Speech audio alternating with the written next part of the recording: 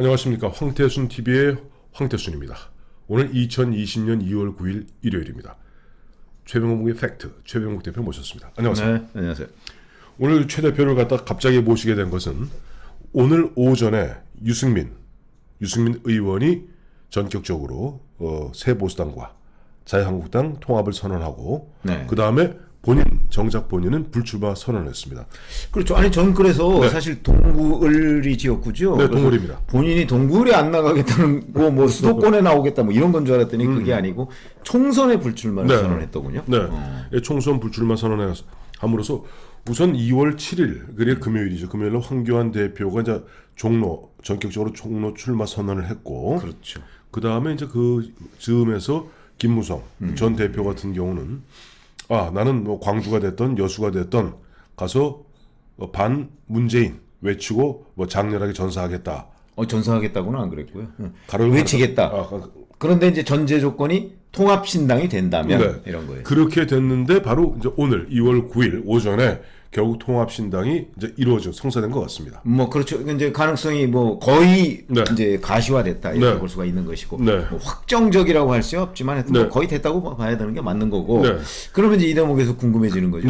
그러면 유승민 의원은 왜 총선 불출마를 선언했을까? 뭐라고 생각하세요? 저는 그걸 여쭤보기 위해서 우리 최 대표님 모신 겁니다. 그러니까 아니 우리 뭐 각자 그 자기 유튜브를 가지고 있으니까 우리 황 대표께서 먼저 말씀해 주시죠. 보면은 저는 유승민 의원이 한마디로 보면 쪽팔리기 싫어서 작전상 후퇴하는 것이다. 저는 그렇게 보고 있습니다. 저하고 뭐 비슷한 견해인데 이제 조금 방송 용어로 좀 순화해서 말씀을 드리자면 약간 자존심이 좀 허락치 않는다. 이 황교안 대표와 이게 합치고 어찌 보면 결국은 이제 자유한국당이 훨씬 큰 정당 아닙니까? 그렇죠. 그런데 자기가 이제 작은 정당으로서 뭐 합친다고는 말이 그렇지만 실질적으로 이제 유권자들 입장에서 본다면 뭐 흡수처럼 보이잖아요. 그렇죠. 이제 그런 부분에서 유승민 의원은 스스로의 자존심상 도저히 그거를 받아들이기가 어려웠던 것 아닌가. 그리고 이제 더 좀 순화해서 얘기하자면 보수 통합에 미랄이 되겠다. 이래서 불출마하겠다. 이렇게 설명할 수는 있겠죠, 대외적으로. 네, 대외적으로 그게 본인은 설명하겠습니다만은 저는 별로 가슴에 와닿진 않고요. 예를 들어서 지금 유승민 의원이 예를 들어 지난 얘기입니다만 유승민 의원이 끝까지 보면은 여러 가지 어떤 조건을 내세우면서 황교안 대표와의 그런 어떻게 보면 통합 논의가 지지부진했을 경우 나머지 7명 의원은 어떻게 했을까요?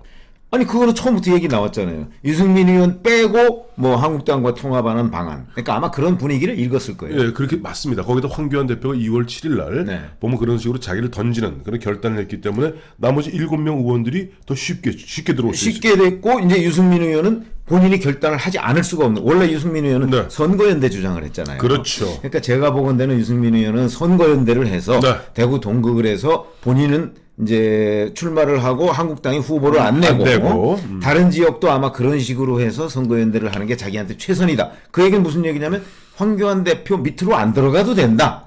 이랬는데 황교안 대표가 종로 출마를 선언하고 그렇게 되니까 이제 황교안 대표랑 합치지 않을 수 없는 사태가 벌어지고 자기가 혼자 안 합치려고 한다면 나머지 다른 7명은 결국은 합치게 되면 외톨이가 되잖아요. 그렇습니다. 저는 이 상황을 아마 견디기 어려웠던 것 아닌가.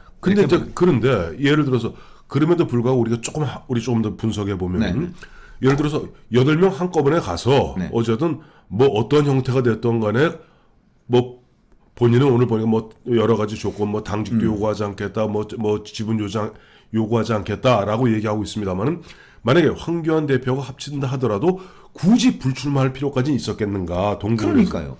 그 대목을 제가 궁금해서 여쭤보는 거예요. 그러니까 그게 이제 제가 자존심 문제일 것이다 이런 얘기죠. 결국은 황교안 대표 체제의 자유한국당에 사실은 본인이 들어가서 그냥 일개 의원으로서 이렇게 있기에는 본인의 자존심이 허락하지 않았던 것 아닌가? 저는 그렇게 봅니다. 그러나 뭐 그거는 사실 뭐 중요한 게 아니고요.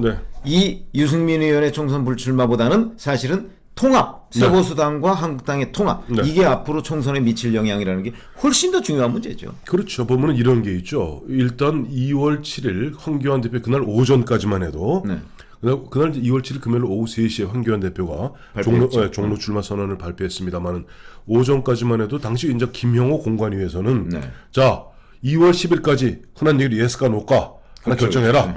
종로 출마냐 아니면 아예 불출마냐. 그리고 요구했는데 보면은 2월 했는데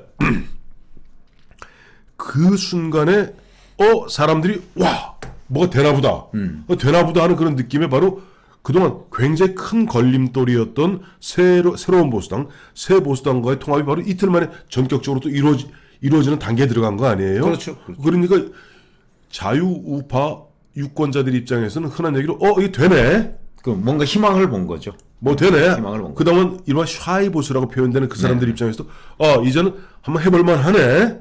뭐 그런 느낌이 드는 가운데 그렇다면 황교안 대표가 이제 보면 아직도 몇 가지 또 보면은 뭐 흔한 얘기로 정리할 부분들이 몇 개 남은 것 같아요. 남았는데 저는 이제 그 정리할 주체가 황교안 대표가 돼서는 곤란하다 이런 입장이에요. 왜 그러냐면 지금 유승민 의원의 경우에도 저의 관점에서 본다면 자존심 문제가 있잖아요. 그렇게 보면 앞으로 이제 이현주 의원 문제, 뭐 이제 거기도 이제 다 통합 대상이고, 뭐 혹시 우리 공화당 조원진 대표도 모르겠고, 그렇게 되면 황교안 대표가 이제 뭐 겉으로 나서서 뭔가 작업을 하는 모양새를 보면 이 사람들도 다 자존심이 있기 때문에 쉽지는 않을 거예요. 그런 거를 저는 오히려 김형호 공관위원장이 정리를 해줘야 된다. 왜 그러냐면 이게 사실은 외부적으로 보면 김형호 공관위원장이 이번 총선 공천이나 이런 것들을 좌지우지하는 그 모양새를 갖추는 게 그 선거 전략으로 유리하잖아요. 그렇죠. 근데 이제 이현주 의원하고 지금 이제 조원진 의원 말씀하셨습니다만은 사실 황교안 대표로 봐서는 우선 당내 문제로 왔을 때도 가장 우선 시급한 게 홍준표 전 대표 또 김태호 의원의 문제인 것 같아요. 그렇죠. 시급한데, 시급한데 이제 그런 부분도 제가 보건대는 김영호 공관위원장이나 아니면은 박형준 전 의원, 이제 혁통위 지금 위원장 하고 있잖아요. 뭐 혁통이에요, 통치예요. 이름도 뭐 왔다 갔다 하더라고요. 혁통위라고 뭐 혁신통합 뭐 위원회 뭐 이런 건데. 거기서 해결해 주는 것이 저는 좋다 이렇게 봅니다. 그게 모양새가 아주 깔끔하다 이렇게 생각을 합니다. 근데 뭐 참 여쭤보고 싶은 게 홍준표 전 대표하고 이제 김태호 의원 다 유력한 차기 대선 이런 잠룡들 아닙니까? 그렇죠. 홍준표 대표나 지금 보면 이제 김태호 의원 같은 경우는 자기 고향에서 어쨌든 이번에 빠지를 달겠다 하는 그런 어떤 보면 강력한 의지를 표명하고 있습니다만은. 지금 뭐 김형호 공관위원장도 마찬가지고 뭐 상당수의 뭐 저희 정치 평론하는 사람들 보면은 결국 지금 황교안 대표가 종로에 나선 마당이라면은 김병준, 홍준표, 김태호, 오세훈 또 이현주 뭐 등등등 이 사람들이 스크럼을 짜고 대도시에서 그야말로 좀 흔한 험지에서 적의 어떤 기세를 꺾음으로써 뭔가 확 분위기를 바꾸는 것이 좀 필요하지 않는가 하는 생각도 드는데요. 아니 저도 그 생각을 많이 했어요. 그래서 저는 혼자 어떤 생각을 했냐면 이 김영호 공관위원장이 좀 뭔가 큰 그림을 그렸으면 얼마나 좋을까 하는 생각을 했어요. 왜냐하면 황교안 대표를 어떻게 하느냐의 문제 그거 그다지 중요하지 않아요. 특히 황교안 대표도 종로에서 뭐 붙느냐 떨어지느냐 이거 그렇게 중요하지 않아요. 본인의 목표는 어차피 2022년이잖아요. 그렇죠. 그러면은 황교안 대표는 여기서 살신성인하는 자세를 보이고 그건 이제 황교안 대표의 몫이고. 그런데 김영호 공관위원장은 다른 생각을 했어야 된다고 봐요. 물론 아직 뭐 시간이 있습니다만은. 그러니까 종로를 중심으로 해서. 자, 지금 말씀하셨죠? 김병준 전 비대위원장. 그다음에 김태호 의원, 홍준표 전 대표, 뭐 이현주 의원. 다 차출하는 거예요. 그래서 종로, 중구, 마포, 용산, 성동 뭐 예를 들면. 자, 이런 식으로 해서 어벤져스 팀을 서울 강북에서 만든다. 그거 좋으네. 어벤져스 좋으네. 어벤져스 팀을 강북에서 만든다. 그렇게 돼서 완전히 바람몰이를 하는 거예요. 맞습니다. 왜 김영호 공관위원장 모르지 뭐 그런 생각을 하고 계신지는 모르겠습니다만은 아마 그런 생각이 있다면 적어도 그런 식의 큰 그림을 짜서 서울 강북에서 바람을 일으켜서 그것을 수도권으로 확산시키는 전략이 굉장히 중요하다 이렇게 생각을 저는 해왔어요. 제 생각하고 별 차이가 없네. 같습니다. 왜냐하니까 예를 들어서 이제 김병준 전 비대위원장 같은 경우는 조금 보면 이제 당혹스러워하는 것 같아요. 왜냐하니까 원래 대구에 나오려고 그랬었잖아요. 대구에 나오려고 그러다가 이제 너 험지 나와라. 그래서 서울로 오려고 그래서 서울에 와서 종로에 나올 생각이 있다 이렇게까지 했는데 자기 입장 밝혔는데 그 다음 날 황교안 대표가 종로에 내가 나가겠다 하니까 조금 어정쩡해진 것 같은데 예를 들어서 제가 이런 생각을 해봐요. 이제 김병준 위원장 같은 경우는 국민대 교수를 오래 하지 않았습니까? 국민대가 보면은 성북구에 있습니다. 그렇죠. 성북 현재는 이제 기동민 의원, 그 고려대 쪽은 기동민 의원, 이쪽 국민대 쪽은 이제 유승희 의원 쪽이에요. 둘 다 민주당입니다만은 그렇죠. 그런 식으로 성북 굉장히 어려운 데입니다. 굉장히 어려운 데죠, 성북은. 근데 김병준이 나가고 그것이 혼자 나가면 잘못하면 외톨이가 되는데. 이름은 연환계라고 그러죠. 황교안과 김병준. 그리고 또 뭐 글쎄 그걸 영어로 얘기하면 어벤져스 팀이라니까요. 저는 한자로 얘기하면 그 연환계라고 그런다니까요. 여기 보면은 저 홍준표는 예전에 뭐 중랑이 됐던 동대문이 됐던 이쪽으로 이현주는 이현주대로 이런 쫙 포진하면은 저는 바람이 일면요. 참고로 이런 게 있습니다. 2008년 그러니까 이제 MB 그 당시 이제 민주당이 무너지고 MB 하자마자 그 당시 도봉구, 성북구, 강북구, 뭐 중랑에서도 노원구, 몽땅 한나라당이 다 됐어요. 한두 명 빼고. 물론 이제 그거는 분위기가 이래요. 일문제예요. 뉴타운 있었죠. 뉴타운 공약이 이제 컸다고 보여지는데 어찌 됐든 간에 분위기는 사실은 가만히 놔둔다고 이는 건 아니거든요. 그렇죠. 그 분위기를 만들어서 이 바람을 제갈량이 동남풍을 뭐 만든 건 아니지만 그걸 이용하듯이 그런 바람을 이용하는 전략 그런 것들이 굉장히 중요하다. 그게 사실은 김영호 공관위원장한테서 좀 나와야 된다. 황교안 대표와 무관하게. 황교안 대표는 이제 서울 종로의 후보자일 뿐이에요. 그리고 김영호 공관위원장이나 아니면 박형준 혁통위원장이 자 이걸 어떻게 잘 교직을 해서 그 바람을 일으킬 것인가 하는 부분을 연구를 해야 되는데 시간이 별로 없습니다. 오늘이 D-66이잖아요. 그렇죠. 그러니까 D-60 전에는 이런 일들이 다 마무리돼야 됩니다. D-60이면 다음 주 토요일이니까 아주 이번 주 토요일이죠. 이번 주 토요일이 6일이나 남았네요. 그럼요. 6일이나 남았고 이제 흔히 이제 보면 우리 옛날 굿캅, 배드캅이라는 게 있지 않습니까? 이제 착한 역할, 나쁜 역할인데 사실은 나쁜 역할, 악역은 보면 김영호 공관위원장 등이 맡아줘야 돼요. 그래서 당연하죠. 그래서 보면 후보는 후보대로 보면 좀 좋은 일을 하도록 좋은 이미지로 만들고 본인이 정리할 거 정리하고 나간다면은 전 충분히 승산이 있다 보고 그 다음에 또 한 사람 좀 보면 조금 이정현 대표는 어떻게 해야 돼요? 이정현 대표는 본인이 약간 시사를 한 적이 있어요. 그러니까 완주를 하지 않을 수도 있다. 한국당에서 뭐 그런 걸 시사한 적이 있어요. 이정현 대표 같은 경우가 지금 순천에서 종로로 먼저 출마하겠다고. 찔렀잖아요. 그렇죠. 그런데 제가 보건대는 이정현 대표 아마 종로가 아닌 다른 곳으로 옮길 가능성이 있어요. 왜냐하면 저도 유튜브에서 그런 얘기를 했는데 이정현 전 대표가 만약에 종로에 출마한다면 호남표를 더 가져갈까요? 아니면 한국당 표를 더 가져갈까요? 그거 고민해봤는데 암만 해도 한국당 표. 그렇죠. 저하고 생각이 똑같아요. 그러니까 호남표를 갖다가 100개 갖고 가면은 보수표 한나라당 자유한국당 표를 갖다 150표 가져간다고 봐야죠. 그렇기 때문에 아마 이정현 의원이 그걸 알 거예요. 그렇다면 이정현 의원은 여기서 물러나서 아마 다른 곳으로 갈 가능성이 있다. 저는 그렇게 봅니다.